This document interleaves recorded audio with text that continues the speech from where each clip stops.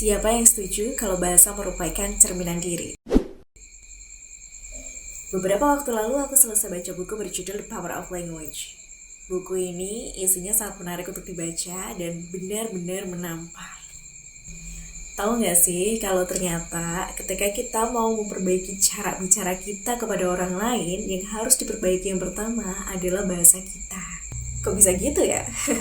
Nah, aku akan menjelaskan mengapa sih. Karena bahasa itu merupakan salah satu alat komunikasi utama dalam kehidupan sehari-hari. Coba bayangin deh, kalau nggak ada bahasa di dunia ini, apa yang akan terjadi?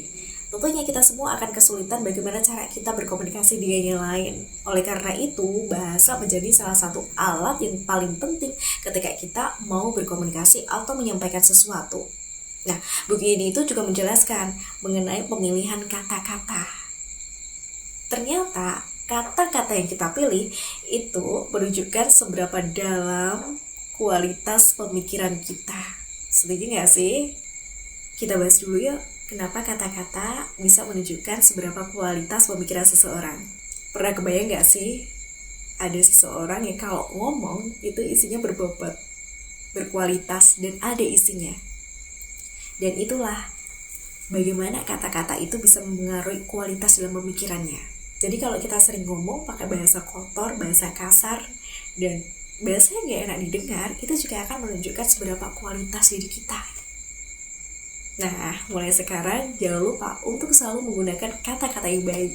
Selain pemilihan kata-kata, buku ini itu juga menjelaskan mengenai bagaimana cara kita menghargai lawan bicara kita. Seringkali kita mengabaikan seseorang berbicara. Kita jarang mendengarkannya, ya mungkin mendengarkannya hanya sebatas mendengarkan tapi tidak benar-benar memahaminya.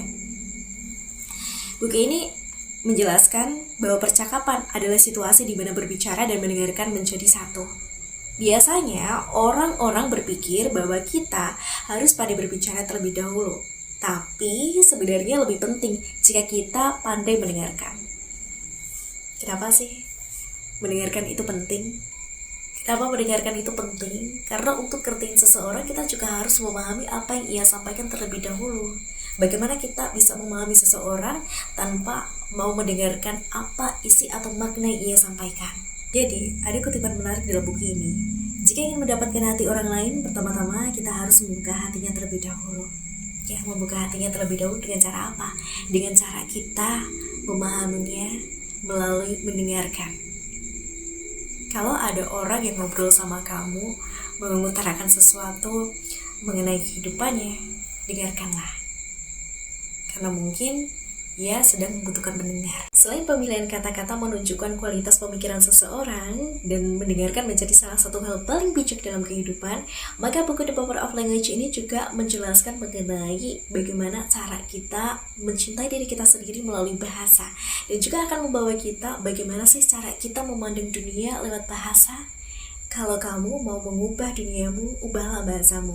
Tapi kalau kamu mau mengubah bahasamu, mulailah mencintai diri kamu sendiri, yaitu dengan menentukan kata-kata yang baik itu seperti apa. Buku ini juga akan mengajarkan kita bagaimana cara kita untuk berkomunikasi yang tepat itu seperti apa. Nah, kalau kamu masih punya kendala dalam komunikasi, jangan lupa untuk membaca buku The Power of Language, dan sangat cocok buat kamu yang ingin memulai membaca dari mana. Dan buat kamu yang sudah pernah membacanya, yuk share pengalaman kamu setelah membaca buku The Power of Language ini.